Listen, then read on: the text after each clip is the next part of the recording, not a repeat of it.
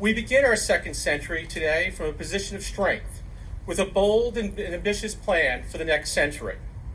Over the past year, we've been engaged in a very thoughtful and intention planning process as to what Thomas More University will be as we begin our second century.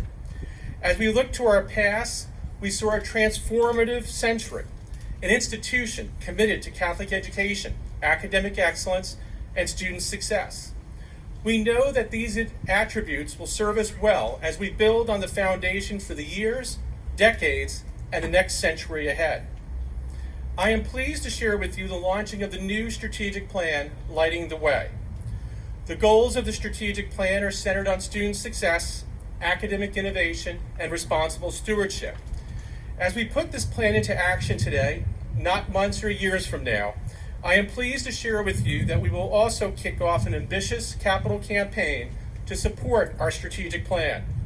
The Second Century Campaign, It's Time for More, is all about the implementation of our new strategic plan. Over the past 12 months, we've been meeting with donors, friends, corporate leaders, alumni, and foundations, sharing our vision of what a strong Catholic liberal arts university will be at Thomas More. In developing our strategic plan, we knew the financial resources that it would take to transform our mission and student experience to become a premier regional Catholic university. As a signature project in this plan, the university will begin preparations for construction of a new 33,000 square foot academic center that will house the College of Business, the Center for Leadership, Entrepreneurship, and Innovation, and the Center for Faith, Mission, and Catholic Education. This space will also include an auditorium, which will have capacity seating of about 400, and will be flexible enough to meet the needs of our performing arts, academic lectures, and events needs of our campus community and the external community. This new academic center will be the first project of the second century for Thomas More. Plans are underway for a groundbreaking ceremony later this fall, with construction slated in spring of 2022.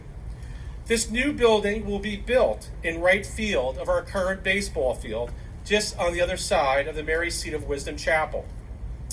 And since those guys who play baseball are sitting right out there, we know they can break a window or two with the way they hit their baseballs, I am pleased to announce that we have begun plans for a brand new baseball field complex on campus, the current site of this former softball field. And I said former because now we also need a new site for the softball field complex. The new softball field complex will be built adjacent to the Republic Bank field at Griffin Plaza. Both new athletic facilities will enhance our application for membership to the NCAA Division II as a member of the Great Midwest Athletic Conference, and will allow for increased practices and intramural sport activities for all students. Of course, these projects all come with a big price tag, and we're ready to share with you the ambitious but achievable goal that we have set for ourselves as we embark upon this second century. And I know the marching saints are here, so can I get a quick drum roll, please?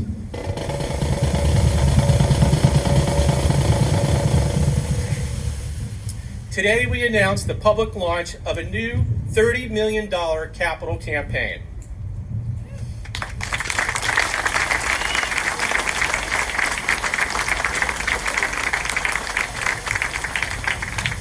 This $30 million campaign has several key projects in addition to those that I've already mentioned today. As part of this goal, we will be raising the necessary funds to renovate the Benedictine Library to fully house all elements of the Thomas More Success Center into a new learning commons. Student success is at the core of what we do to ensure that our students are prepared for life and their professions after graduation.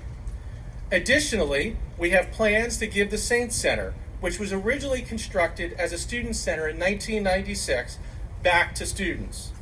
And students, you can expect to have opportunities to share your feedback on how best we can renovate the Saints Center to be a place of vibrancy, a place to build community, and a place to build holistic wellness. Today, we've put together a brief video that highlights the Second Century campaign that I'd like to share with you now. And don't worry if you don't have a great view. You can watch it on our campaign website at thomasmore100.com. Roll the video. I've been in and around Thomas More University for over 30 years now, and I am very excited about this moment in time. I think when you look at a Catholic liberal arts education, it is a value proposition. And that's the distinctive quality that Thomas More University provides. We want our students to be engaged not just in their profession, but also in their personal lives and within the communities that they live and they serve. It's really, really a special place where you can be treated like family. It's home. You know, we finished our first 100 years and we're stepping off into next century, so to speak, a logical time to really take a giant step forward. The university is growing. It's in need of new facilities. It's in need of new programs. We know that we have a deep commitment to our students. We also know that in today's environment, we have to be responsible stewards of university resources to start beginning to think through how do we transform Thomas More for the second century. What we realized quickly is that we have a very ambitious plan here. And the Second Century campaign was really designed to be interwoven with the strategic plan. We're confident that our goal of $30 million will enable us to become the premier Catholic regional university.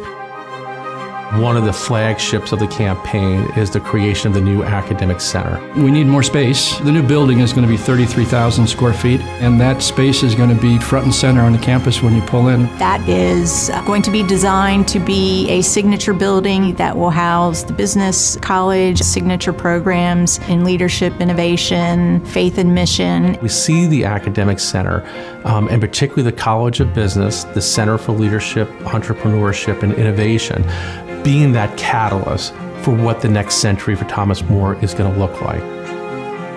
It's also going to enable us to expand our facilities in terms of how we begin to think about the student-athlete experience. How do we also enhance the facilities around the campus? We've got a great tradition of winning here, and we want to continue that. And if we're going to be able to do that, we have to step up our facilities. For baseball and softball, we typically won't get on our fields until March. You know, you talk about a competitive disadvantage. To be able to have that turf, to be able to get out there, that extends the life of what they get to do. There's just so many options if we have those other turf facilities, and not only for the athletes, but also the general student population.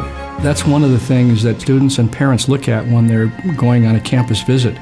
What things are available other than just the classroom? One of the fundamental elements of the plan was to return the Saints Center back into a student center. By providing a space where students can come together, whether it's for clubs, working on team projects, whether it's just to hang out with friends and bring so much more to the overall experience. Developing the mind and body, heart and spirit of students involves having engagement activities on all those realms. Student success is clearly why we're here. We're here for the students. The blending of the Success Center with our library into a new learning commons will have the opportunity to define success here for every single student.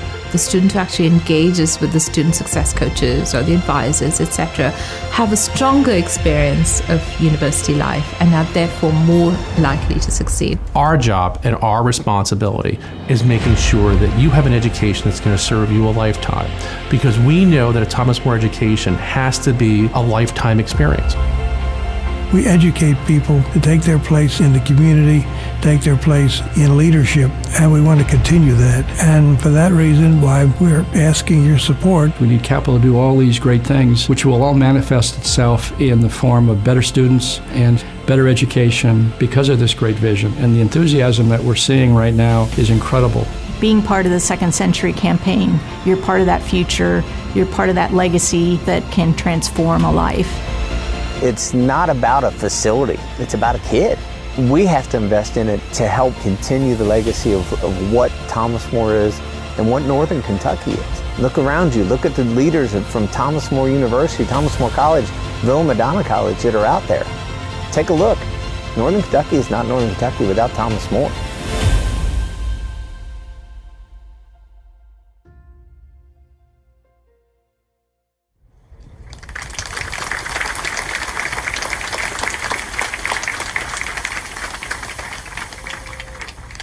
As I stated in the video, $30 million is an ambitious goal. but I'm happy to report that during the quiet phase of this campaign, we have raised more money than any other time in the university's history in just the past 12 months. Today, I'm happy to report that we have raised more than $15 million to this campaign objective. To be exact, $15.7 million.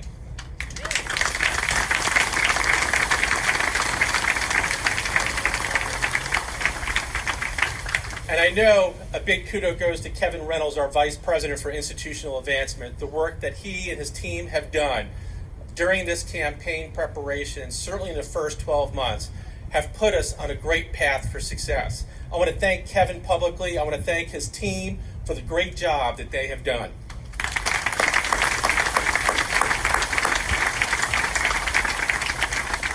In addition to strengthening our academic and co-curricular facilities for our faculty and students, we've also expanded opportunities for student accessibility and affordability.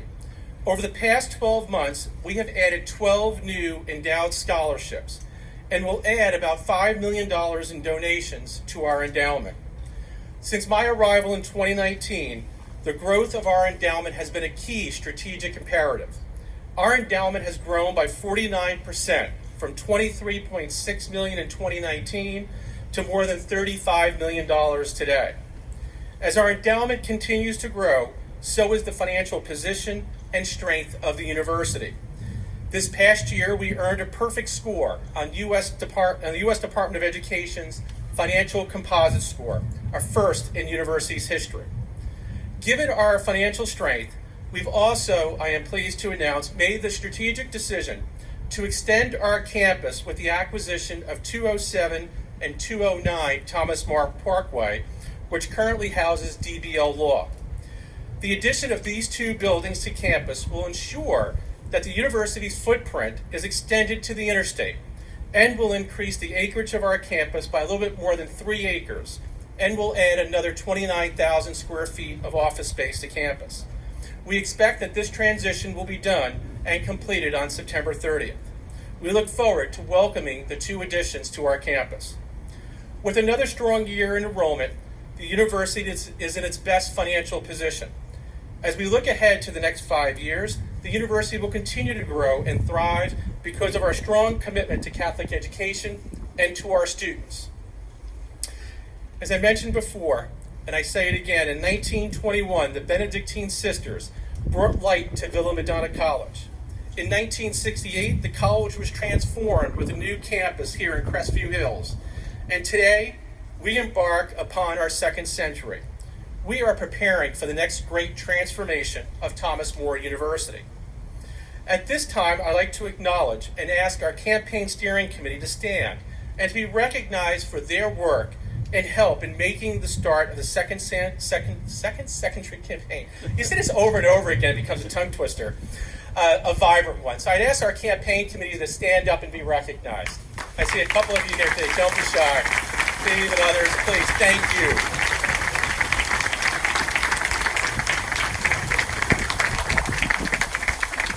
And I can tell you, the campaign steering leadership team and certainly the campaign has done extraordinary work over the past 12 months. There have been many occasions, and every Friday morning when Kevin and I meet with the leadership team, where we engage in these conversations and discussions about how best to bring forward Thomas More to the second century. And we're doing it, not walking quietly, but we're charging into the second century.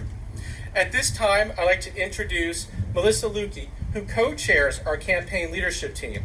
And I can tell you, this team has done a terrific job, and certainly the success that we're having here today is a result of these three individuals, and Melissa has been a core anchor as co-chair to the committee.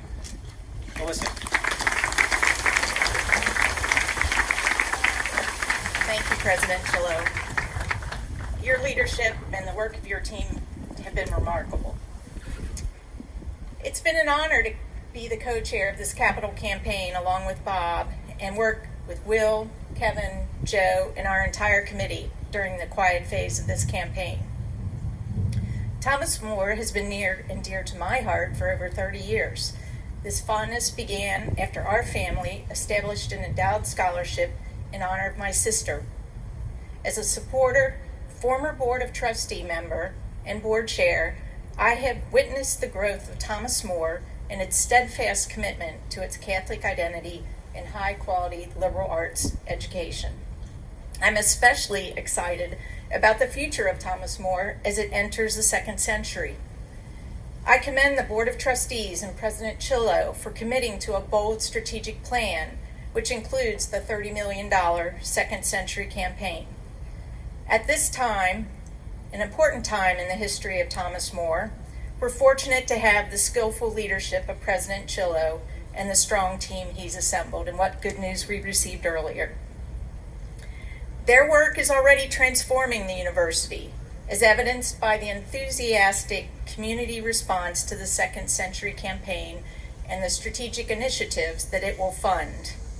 As President Chillo stated, this is already the largest and most ambitious campaign in the university's history. Many key milestones have been achieved, and I want to share some of those with you. 100% of the Board of Trustees are participating and contributing in the campaign. More than 60 major gift donors, those with gifts over $10,000, have participated in the campaign, and many of you are with us today. Thank you for your generous support. 30 individuals, yes, I agree.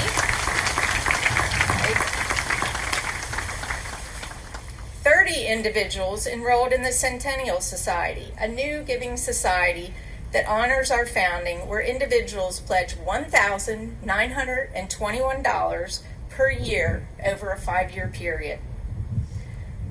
As President Chillo mentioned, 12 new endowed scholarships have been established, and I'd like to tell you what those are.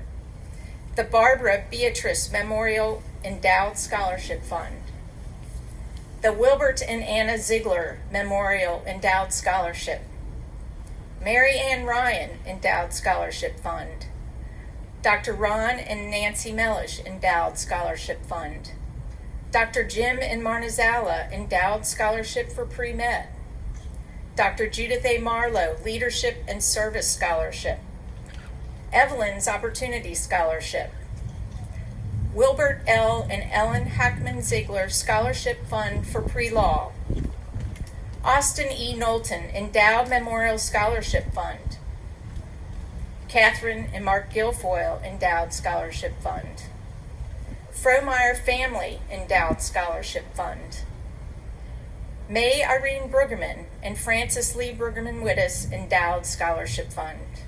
As President Chillo said, these are a tremendous help to the university. An endowed scholarship bolsters the university in all the ways that President Chillo mentioned. We are also grateful to Will and Ellen Hackman Ziegler for their generous family gift to establish the first endowed chair position. Let me repeat that. The first endowed chair position. Yes.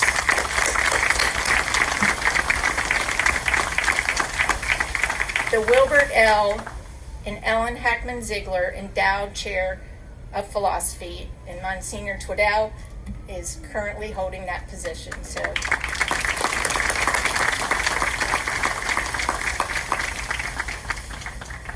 several key spaces have been branded or will be branded soon in recognition and thanks for significant gifts to the Second Century campaign, including Sister Margaret Stallmeyer Hall. Yes. Republic Bank Field. I don't know if our representatives are here, but yes. Dr. Judith A. Marlowe, Office of Student Accessibility. Sister Ermina Salinger, OSB, Memorial Office of the Registrar.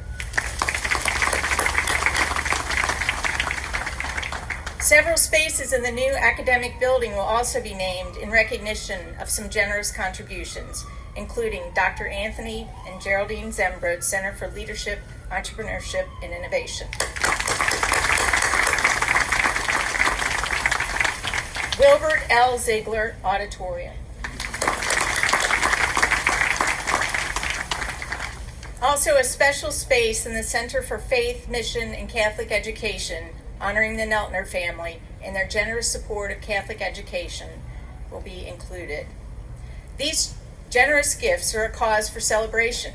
There will be many more reasons to celebrate as we move toward our goal of $30 million over the coming years. We are grateful for all of the contributions made to date and hope this generosity encourages others to invest in Thomas More's future. I'm thrilled to be working alongside a spirited co-chair, community leader, and advocate for Thomas More and Bob Savvy. I'd like to welcome Bob to the podium to provide his remarks. Thank you.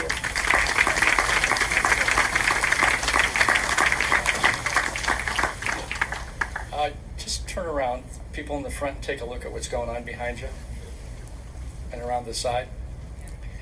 That's why we do what we do here. It's for these kids. Pretty special. I remember when I went on the board years ago, Bishop Hughes said to me, there are 5 B's of public speaking. Be brief, Bob. Be brief. So I shall be. I got involved with Thomas More College 37 or 38 years ago. And someone asked me, why are you involved with Thomas More University? Now university, not college anymore. You're Lutheran. You aren't from this area, and you didn't graduate from the college. I said, just lucky, I guess. Just lucky.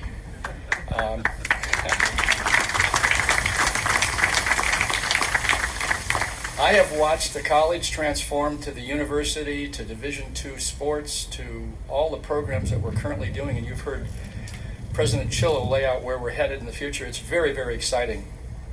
When I was asked to co-chair this campaign with my cohorts up here, I really wanted to say no. I have lots of things going on in my life, grandkids and kids and stuff. But when I saw the vision that Dr. Chillo laid out, I couldn't say no.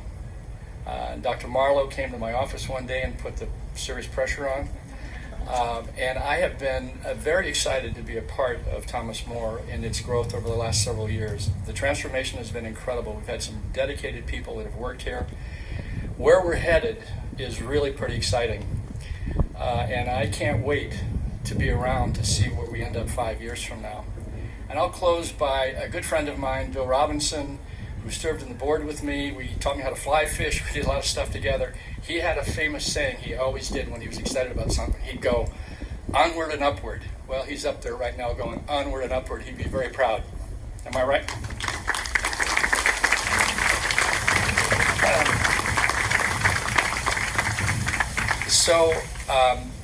My job now is to introduce Will Ziegler. And he promised to be brief as well because he said I'm the only thing standing behind the refreshments and the food. So, Will is a legend in Northern Kentucky.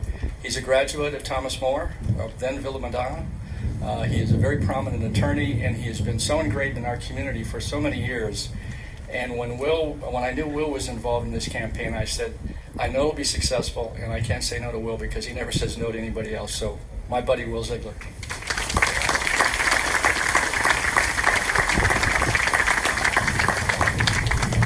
Thank you, Bob, for those kind remarks.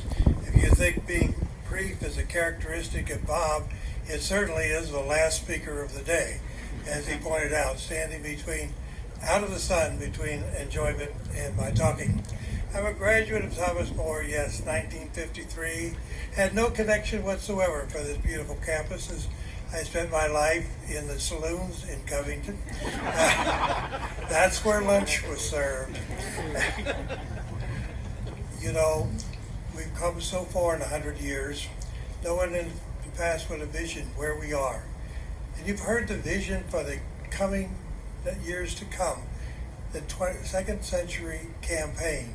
You've heard our president outline the things that need to be done just to keep us moving forward. For those who do not move forward die, and Thomas More will never do that. The group that has worked so hard to raise the funds during this quiet period have done a yeoman's job, far beyond expectations. They are and were the wind behind our sails. And now it's time to turn outward to you, the members of the public, to those who feel my voice, to those who will feel our presence in the future as we ask for further support. we will be going broad-based as far as requesting support, because we're now in the public phase, and as you can recognize, tuition does not pay for the growth that's necessary here. The diocese does not provide funds to build the additional buildings. No, it's folks in this community contributing to this university that will make it grow. So I ask you, and all who may hear my voice, please, won't you become the wind behind our sails?